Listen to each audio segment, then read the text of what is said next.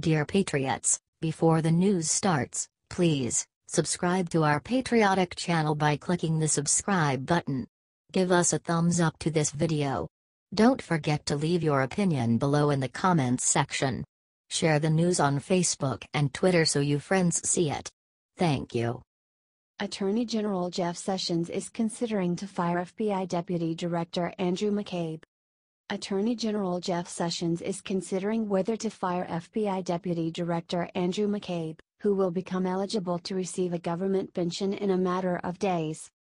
Fox News has learned that the FBI's Office of Professional Responsibility recommended to terminate McCabe following several conflict of interest complaints related to a probe of Clinton's use of a private email server.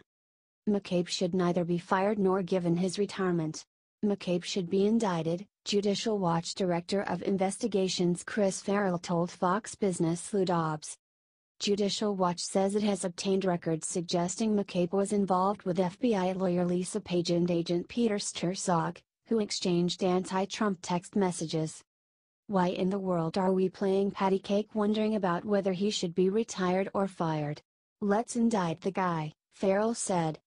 McCabe, a 22-year veteran of the FBI who is scheduled to officially retire on Sunday, could lose an estimated $2 million government pension.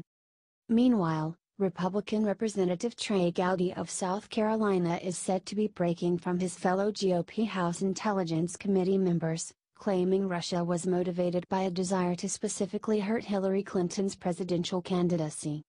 Gowdy said in a statement that it was clear, based on the evidence, Russia had disdain for Secretary Clinton and was motivated in whole or in part by a desire to harm her candidacy or undermine her presidency had she prevailed. Unfortunately, Mr. Gowdy seems to never miss an opportunity to miss an opportunity, Farrell said on Fox Business Lou Dobbs tonight. What should have been a roasting, turned out to be her coronation.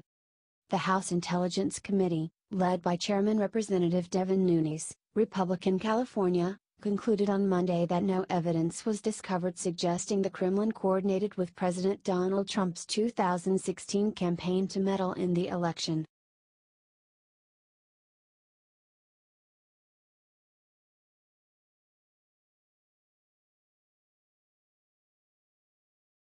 Fox News bombshell: Trump preparing major White House bloodbath purge. President Trump isn't playing around.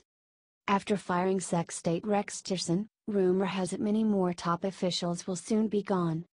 Fox News is calling the potential upcoming purge a bloodbath. Here's the scoop. From Vanity Fair. And 3 sources told me that the next official likely to go is National Security Advisor H.R. McMaster, who, like Tillerson, had advocated for remaining in the deal. Last Tuesday, Trump met with ultra-hawkish former UN Ambassador John Bolton in the Oval Office to discuss a potential job offer.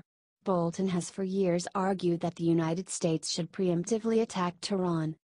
According to a person who spoke with Bolton after the meeting, Bolton recalled that Trump said he wanted him to join the administration. "We need you in here, John." Bolton responded that there were only 2 jobs he'd consider, Secretary of State and National Security Advisor. Trump said, "OK, I'll call you really soon." Sources added that Trump spent much of the time with Bolton fuming that McMaster was speaking privately with Barack Obama's former National Security Advisor Susan Rice. Trump kept saying, "Can you believe it?" to Susan Rice.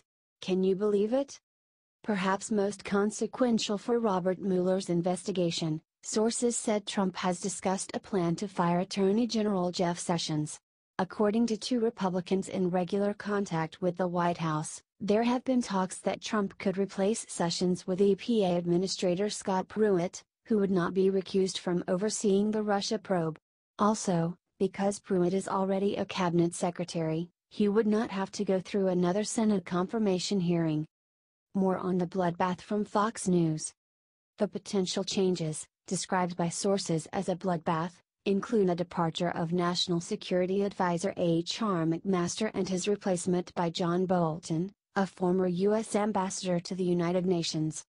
Other departures from the administration would include Department of Veterans Affairs Secretary David Shulkin and Chief of Staff John Kelly. The sources have cautioned that Trump will make the ultimate decision about all staff changes.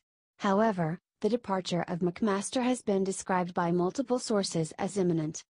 Kelly would be replaced as Chief of Staff by Office of Management and Budget Director Mick Mulvaney, the sources said, with Energy Secretary Rick Perry replacing Shulkin at the Virginia. Ray Washburn, the chairman of the Overseas Private Investment Corporation, would replace Perry as Energy Secretary.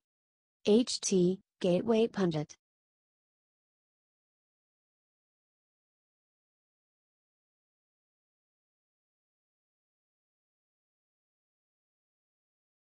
Stormy Daniels' attorney says she has been threatened with physical harm. The attorney for an adult film actress who claimed to have had an affair with President Donald Trump said Friday that his client has been threatened with physical harm and suggested that she had only signed a non-disclosure agreement related to the relationship because of threats against her. Asked on Friday by MSNBC Morning Joe host Mika Brzezinski if his client, Stormy Daniels, had been on the receiving end of threats, attorney Michael Avenatti replied that she had. Asked if she had been threatened with physical harm, Avenatti said yes. He did not say when Daniels received the threats. The attorney offered no other details about the threats against Daniels, whose real name is Stephanie Clifford. He declined to say who leveled the threat against Daniels and would not say whether or not the threat had come from the president himself.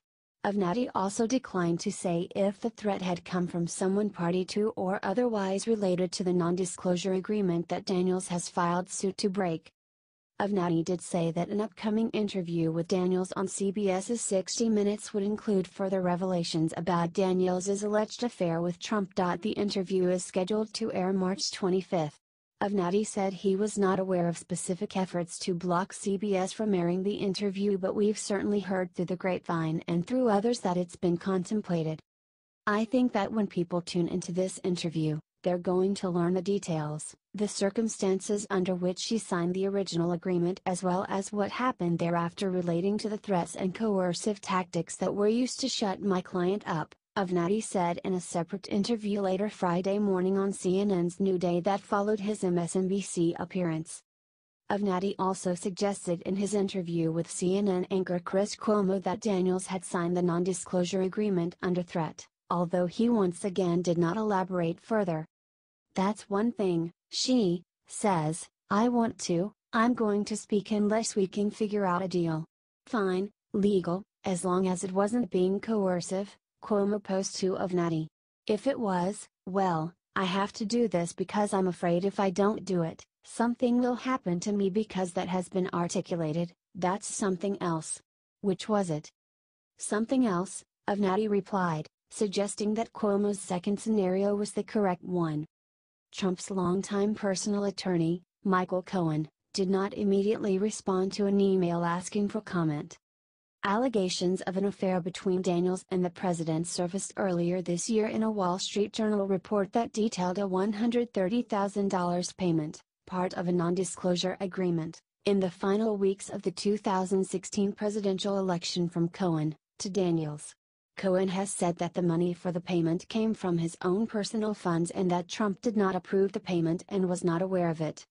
The White House has denied that Trump had an affair with Daniels and Daniels herself, in the immediate aftermath of the Journal story, denying the affair as well. But Daniels had already detailed her affair with Trump, which began in 2006, in a 2011 interview with In Touch magazine, which the magazine published last January. Daniels has since been more coy about her alleged affair with the president, filing a lawsuit to break the non-disclosure agreement, which she claims is void because it was not signed by Trump. She has also embarked on a nationwide tour of strip clubs.